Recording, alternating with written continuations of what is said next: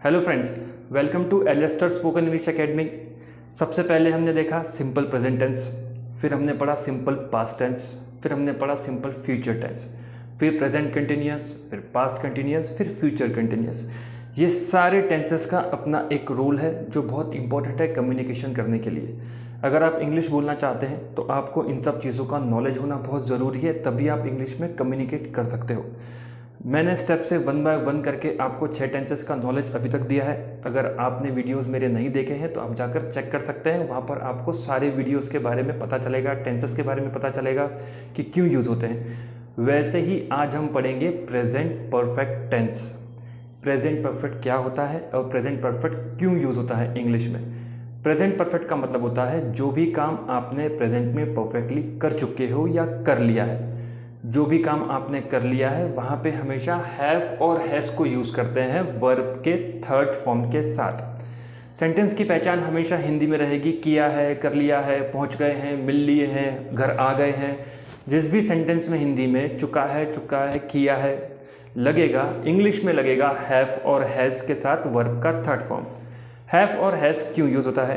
Have और has को use करने के अलग अलग तरीके होते हैं। हैव कब यूज़ होता है और हैज़ कब यूज़ होता है, इसे हम समझने की कोशिश करते हैं। सिंगुलर के साथ हमेशा हैज़ यूज़ होगा। सिंगुलर मतलब करने वाला एक वचन, ही, शी, राहुल, कोई नाम रहे। जब करने वाला कोई सिंगुलर रहेगा तो हमें हमेशा हैज़ यूज़ करना है, और जब करने वाला प्लूरल रहेगा, एक से ज़्यादा लोग रहेंगे, तब हमें हमेशा हैव को यूज़ करना है, आई और यू को छोड़कर। जी हाँ दोस्तों, आई और यू सिंगुलर होने के बाद भी हमेशा हैव यूज़ होगा। आई और यू सिंगुलर होने के बाद भी हमेशा हैव यूज़ होगा। कभी I have, you have he बोला जाएगा, आई हैज़, यू हैज़ कभी नहीं बोला जाता। वैसे ही इसे हम एग्जाम्पल्स के थ्रू समझने की कोशिश करते हैं। वो आया है, वो आया है। आया मतलब आने वाला कौन हुआ? लड़का हुआ। जब आने वाला कोई लड़का रहेगा तो हमें पता है हम ही यूज़ करते हैं। आई है तो शी यूज़ करेंगे। अब आया है सिंगुलर है तो उसके साथ क्या यूज़ होगा? हैज़ यूज़ होगा। और वर्ब का कौन सा फॉर्म लगेगा? Third form. तो सेंटेंस कैसे फॉर्म होगा? He has come, he has come. वैसे ही वे आए हैं, वे मतलब एक से ज़्यादा लोग हुए। एक से ज़्यादा लोग हैं तो क्या यूज़ करना है? हैव यूज़ करना है। सेंटेंस कैसे फॉर्म होगा? They have come, they have come. वैसे ही नेक्स्ट सेंटेंस है तुम आए हो। नेक्स्ट सेंटेंस है तुम आए हो। कैसे बनेगा सेंटेंस? You have come. मैं आया हूं, आई हैव कम। जी हाँ दोस्तों, रूल क्या बोलता है? आई और यू, आई और यू के साथ हमेशा हैव, भले ही वो सिंगुलर है लेकिन हमेशा हमें यहाँ पर हैव को ही यूज़ करना है। वैसे ही नेक्स्ट एग्जाम्पल है। सो फ्रेंड्स, वैसे ही नेक्स्ट एग्जाम्पल है मैंने उसकी अनुमति ली है। मैंने उसकी अनुमति ली है। आई के साथ क्या लगेगा? हैव। वैसे ही लेने के लिए यूज होगा टेकन, वर्ब का थर्ड फॉर्म, टेक, टुक, टेकन। हीस लेने वाला लड़का है तो हीस, लड़की रही तो हर। सेंटेंस कैसे फॉर्म होगा? I have taken his permission. Permission मतलब अनुमति। सेंटेंस फॉर्म हो गया, I have taken his permission. वैसे ही तुम बहुत बदल गए हो, तुम बहुत बदल गए हो। अगर इसे इंग्लिश में बोलना हो तो कैसे बोलेंगे? You have changed a lot, you have changed a lot. You के साथ हमेशा हैव का यूज होगा। चेंज्ड वर्ब का थर्ड फॉर्म, बहुत, अलॉट। सेंटेंस फॉर्म हुआ you have changed a lot.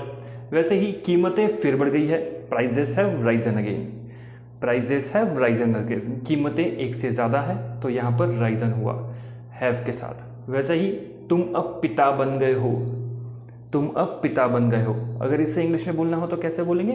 You have become a father now, you have become a father now. You के साथ यूज होगा हमेशा हैव। वैसे ही नेक्स्ट एग्जांपल है हमारे बॉस ने मीटिंग बुलाई है। हमारे बॉस ने मीटिंग बुलाई है। जो वर्किंग प्रोफेशनल है वो इस सेंटेंस को काफ़ी यूज़ करते हैं, तो इसका फ्रेमिंग कैसे होता है? हमारे बॉस ने मीटिंग बुलाई है। कैसे बनेगा sentence? Our boss has called a meeting. Our boss, our boss मतलब हमारे बॉस ने, बॉस एक है तो यहाँ पर हैज़ लगेगा, कॉल्ड अ मीटिंग। वैसे ही मुझे जुकाम हो गया है, I have got a cold. होने के लिए यूज होता है गेट। गेट का मतलब होना, यहाँ पर हुआ, तो हम यूज़ करेंगे वर्ब का third form I have got a cold. वैसे ही उसे ज़ुकाम हो गया है, होने वाला लड़का है, तो यहाँ पर सिंगुलर है इसलिए हमने हैज़ यूज़ किया।